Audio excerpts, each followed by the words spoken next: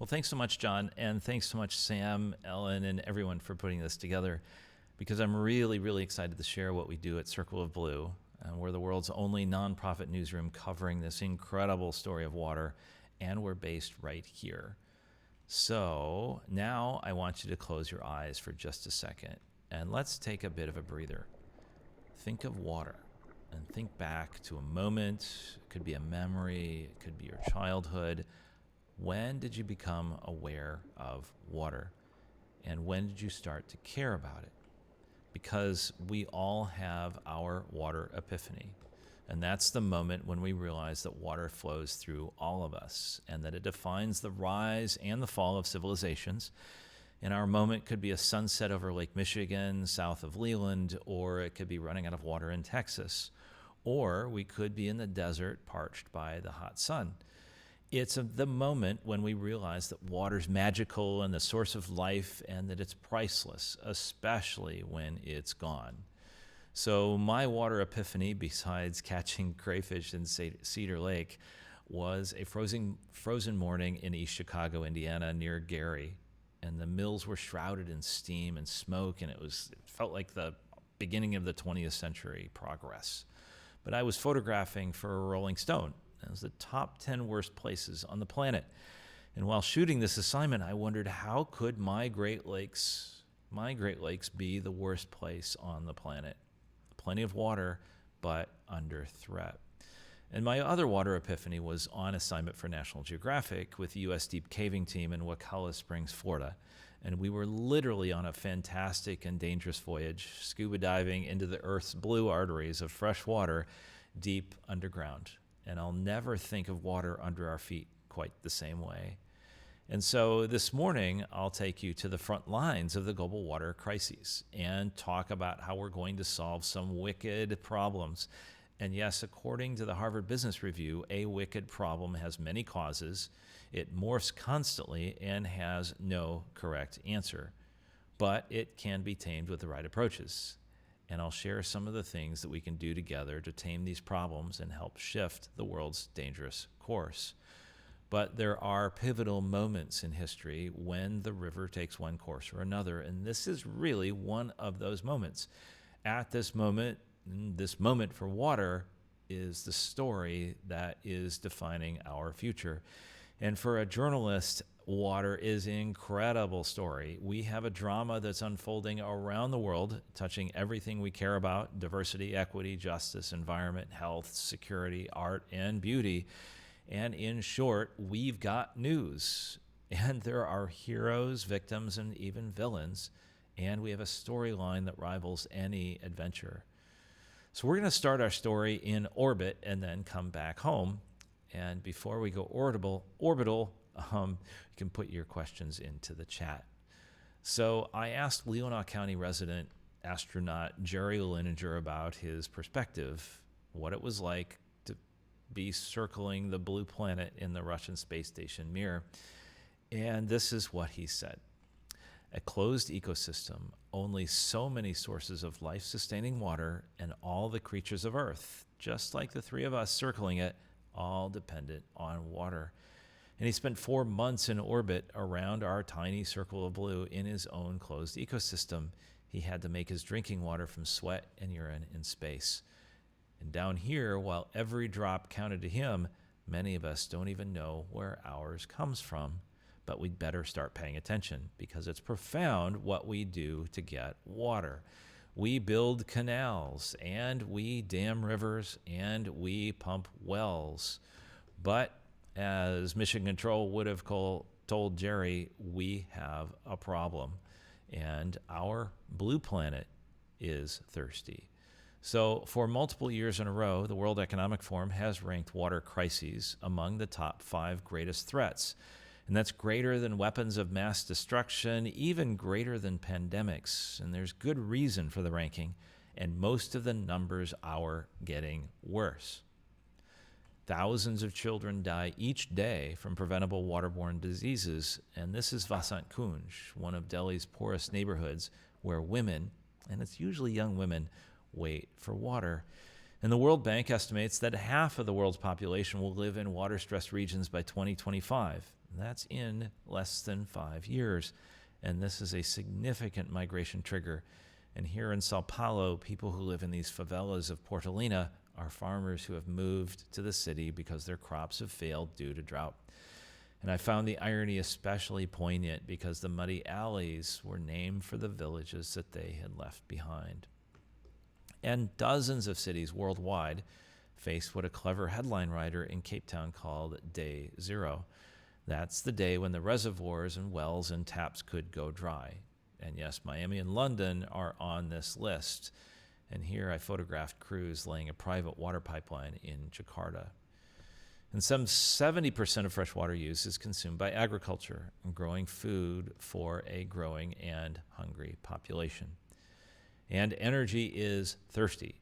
Energy needs water to mine coal, extract oil and gas, and coal thermal power plants, and to generate electricity from hydropower. Water needs energy, too, because it takes massive amounts of energy to move and treat water. This is a coal-fired power plant in far west China. And in many cities worldwide, many people can't afford to pay for the most basic water service. While I was photographing Rebecca Fritz in her home in Detroit, the postman came, and he brought her water bill. It was $1,400. And it's a bill she can't afford to pay. And at Circle of Blue, we reported this year that Chicago is owed nearly $500 million in overdue water bills. And that puts pressure on budgets and system investments. And then there's climate change. It's the force multiplier. Climate is water. And here's a quote that's especially appropriate. If climate change is the shark, water is the teeth. And warmer temperatures, floods, and droughts are stressing food and energy security and political stability. And this is Urumqi in far west China at the end of the historical Silk Road. And the city's water supplies for 4 million residents come from receding glaciers that are in the background.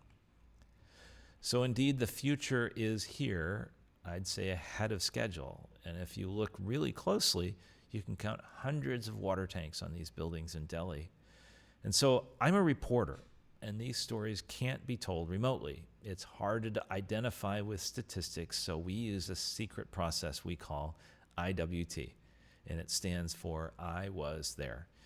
And we know that we can shift this dangerous course by better understanding the complexities and making these stories real and relevant.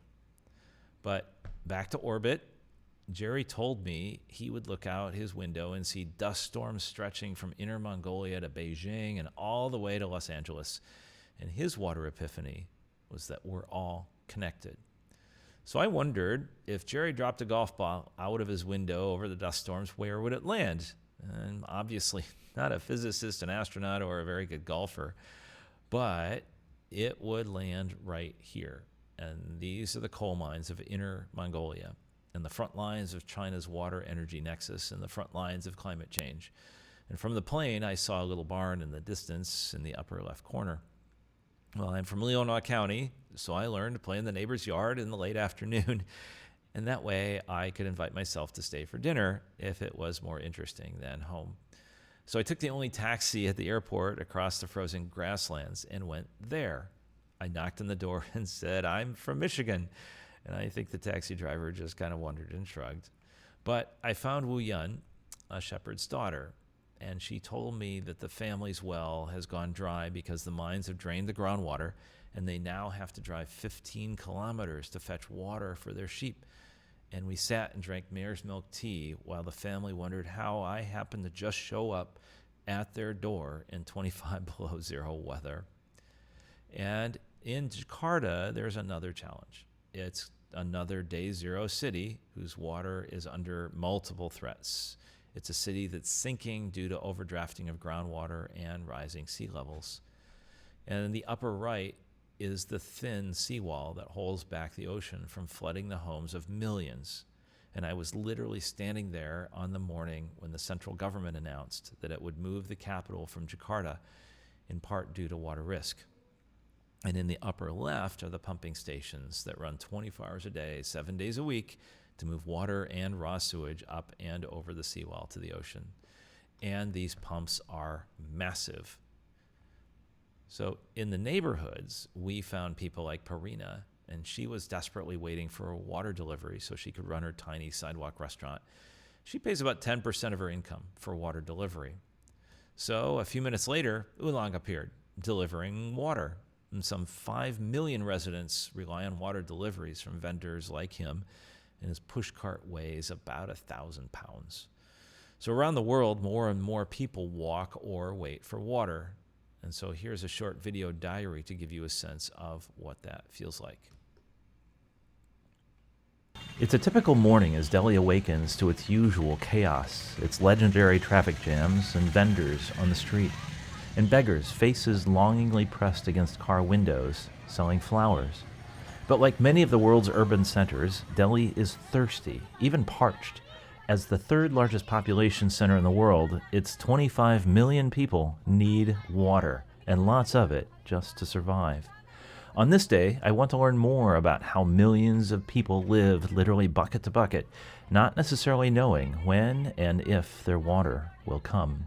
So I take my camera to the neighborhood of Sangram Vihar, one of the city's countless informal poor communities, where every drop does count. On this summer day, on a street made muddy by leaking sewage pipes, we come across women who have gathered to fill buckets and barrels from a water truck as it makes its delivery.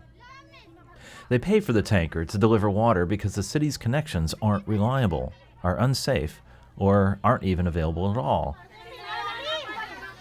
As the truck leaves, there are smiles of relief on this steamy day. While they may or may not have a toilet, they can take comfort in knowing that their families will have water to drink and to wash with in the week ahead.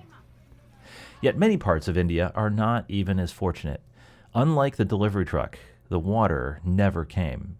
Areas of the nation like Rajasthan to the west have faced one of the driest periods in history, and in May, the hottest weeks ever recorded when temperatures reached 51 degrees centigrade. That's 124 degrees Fahrenheit. Water scarcity and blinding heat have disrupted farming and energy production, the two largest users of water in the country. And the cruel irony here in Delhi is that many living in the poorest informal neighborhoods like this one are indeed water refugees. They are families from nearby states like Rajasthan and Bundelkhand, where fiercely persistent drought and overpumping has caused wells to go dry, farms to go bankrupt, and some farmers even to take their own lives. It's clear that how India responds in the next months and years will have effects for generations. How will it manage the intensifying competition between water, food, and energy in a changing climate?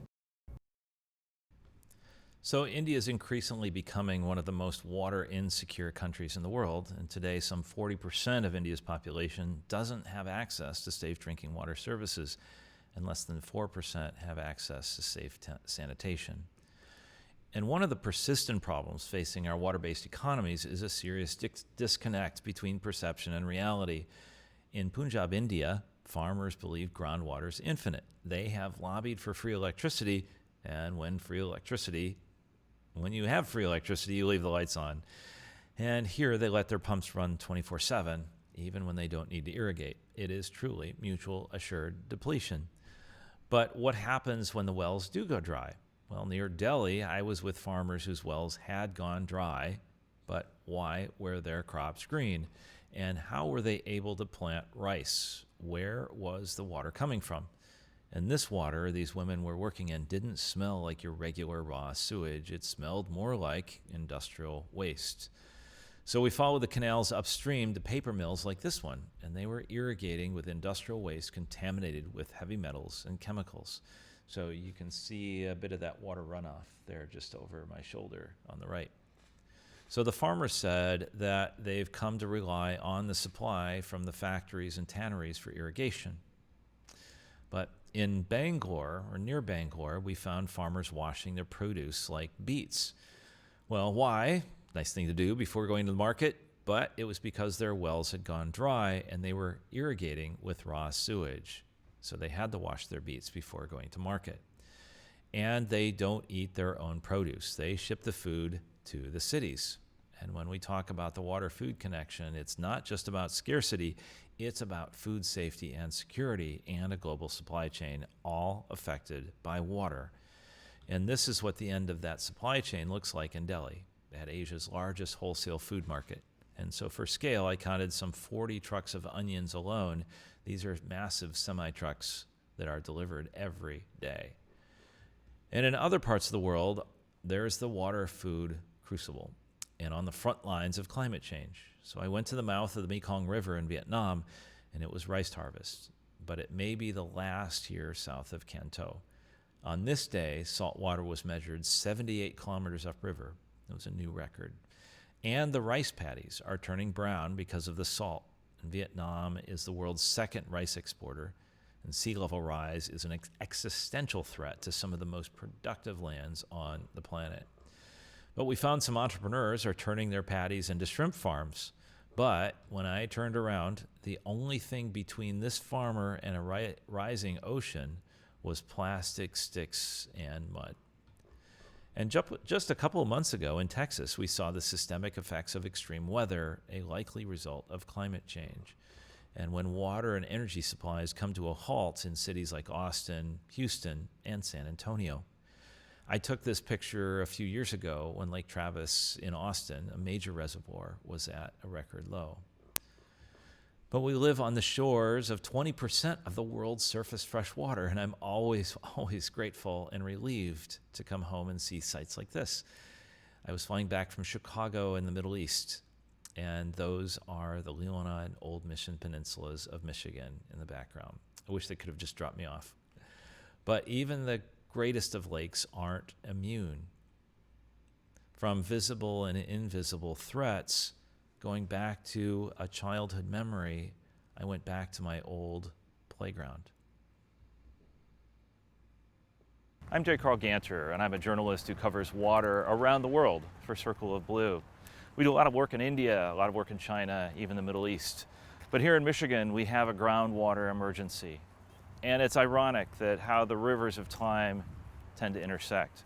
So we're standing here on the Norris School playground, Norris Elementary School in Graylickville near Traverse City, Michigan. It's where I grew up.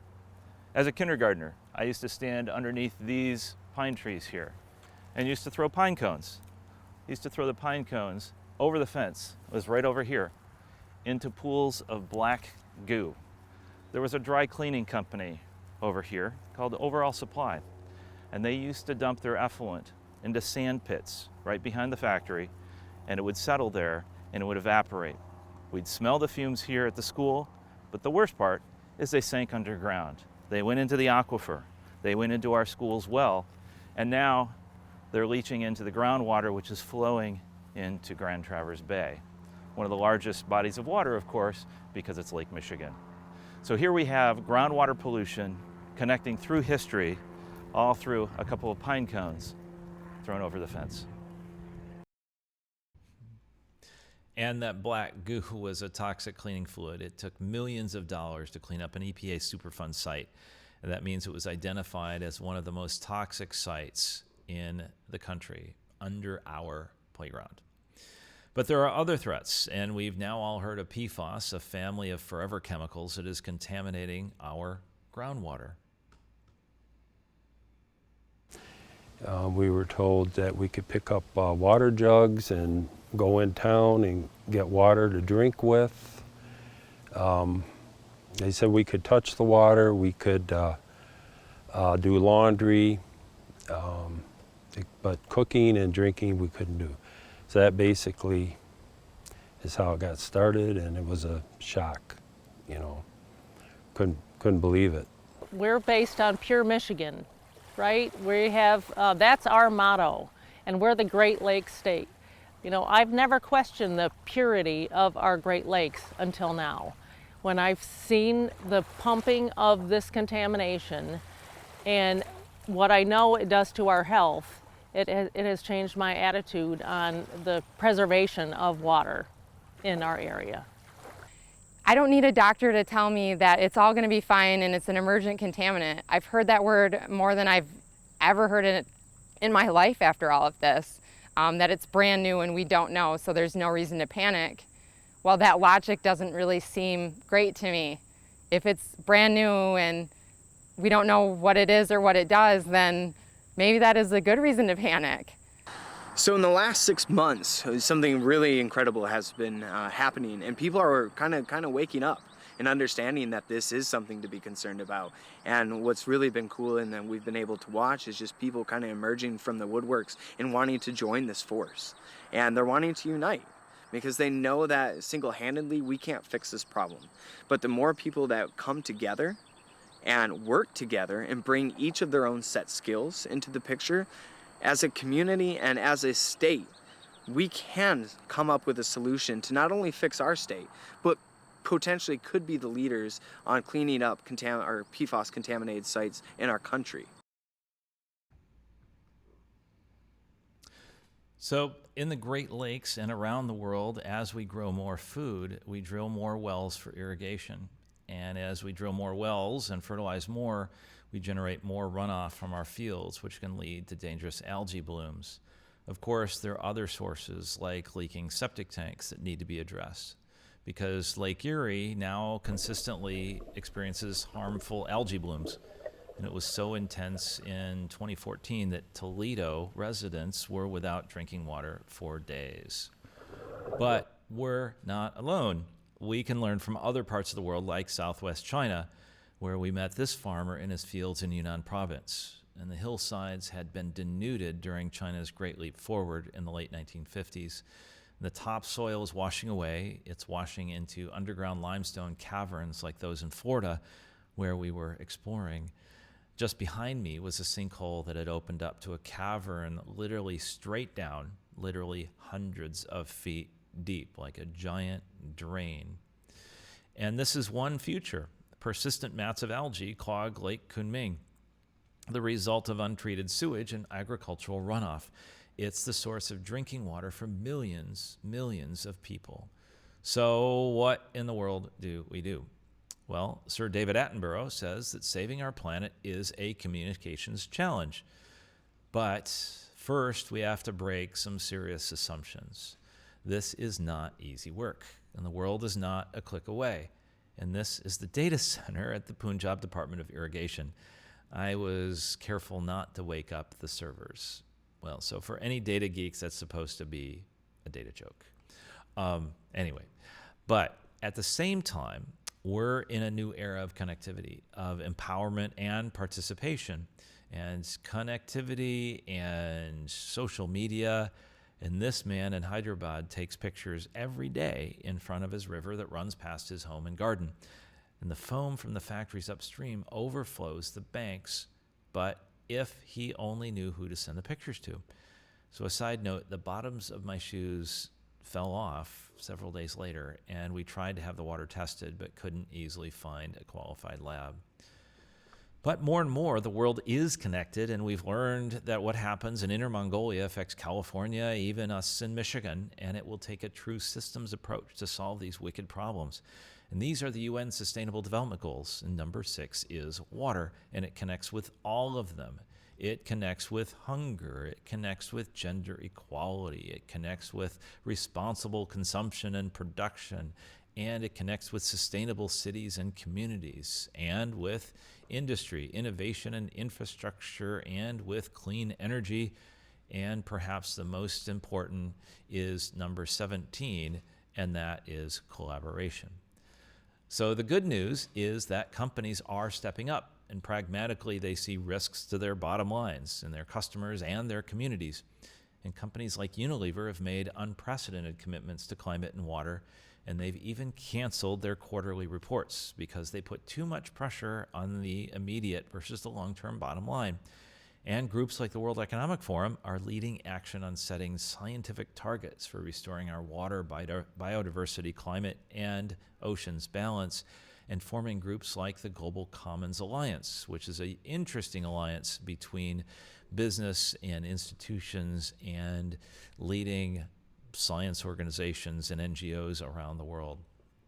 And we're working with Microsoft to build the latest tools of artificial intelligence and big data and remote sensing to realign perception and reality, so that when farmers in India think they have water, we can more quickly demonstrate the reality that's under their feet.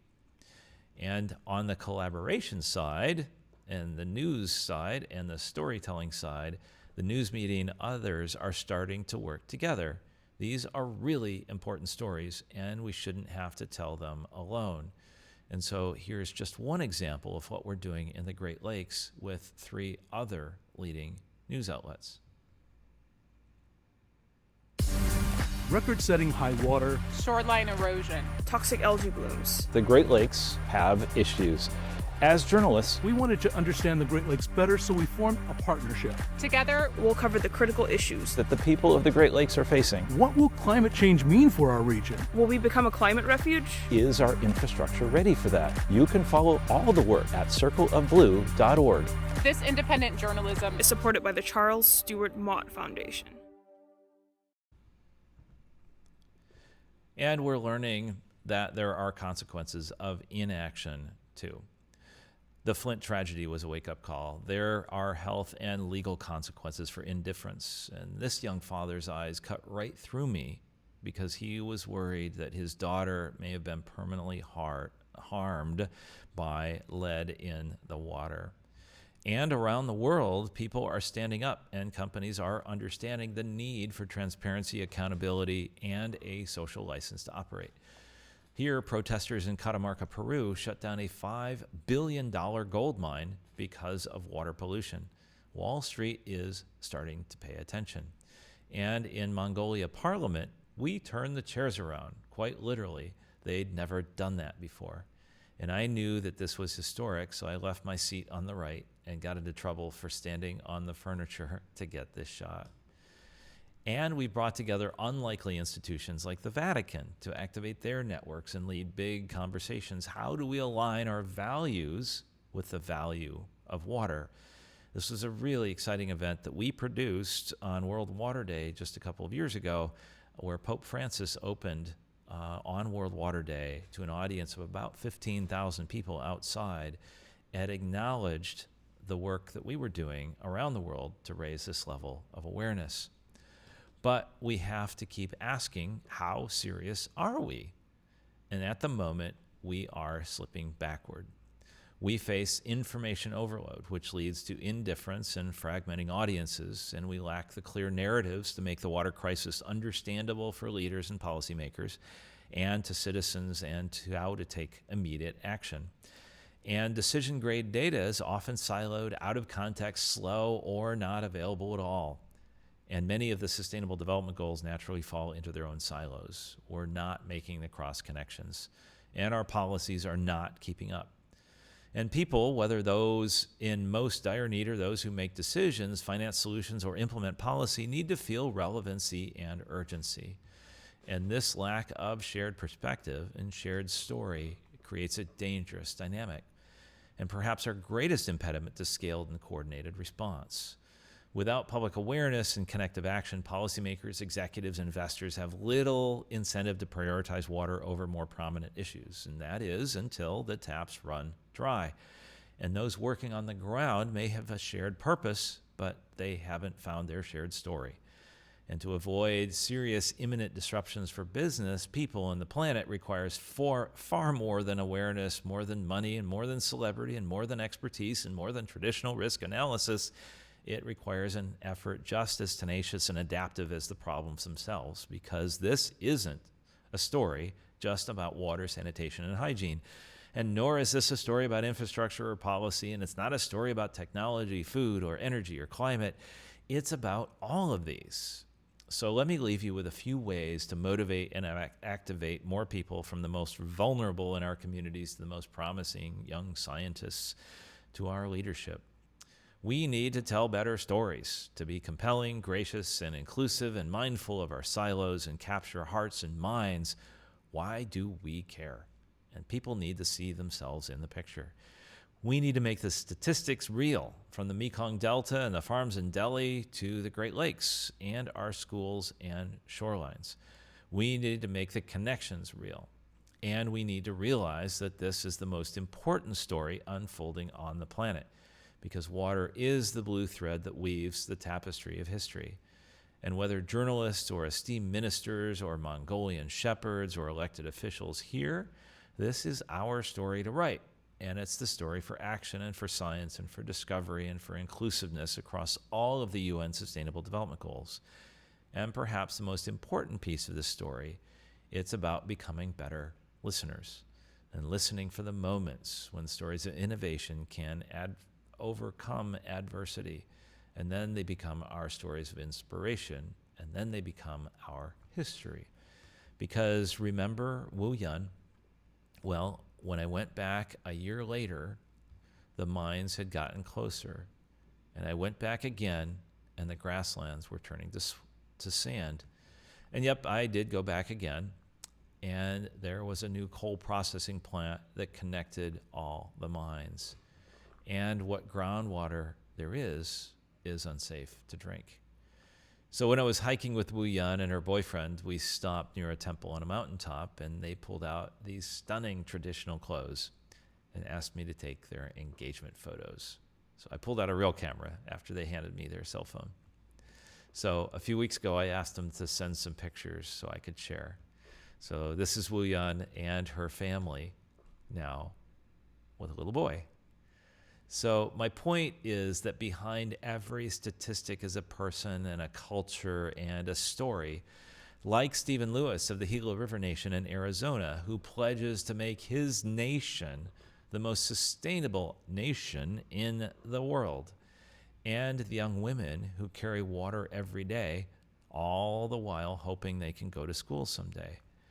And Beryl Carmichael, an Aboriginal and elder who traces her ancestry across rivers of time. They call it dream time, all connected by water. And then this Indian farmer who took me by the hand at sunrise to show me his wealth and his water. And so I thought of that profound quote from The Little Prince. What makes the desert beautiful is that somewhere it hides a well. And also staying with this Marasi family near the Pakistan border. And that's my bed on the upper left with the red blanket. They allowed me to go with the young girls to fetch water before sunrise. By mid-morning, the temperature was already nearly 115 degrees. And so every day when the news or the challenges may feel overwhelming, I think of the people that I meet along this journey and what an honor it is to tell their story as part of this blue thread that we all grasp together. And that's because water is the story of all of us. So thanks so much for your undivided attention and for building this community. And so I know that we have some questions coming in. So back to you and to Leelanau Indivisible. Thanks so much.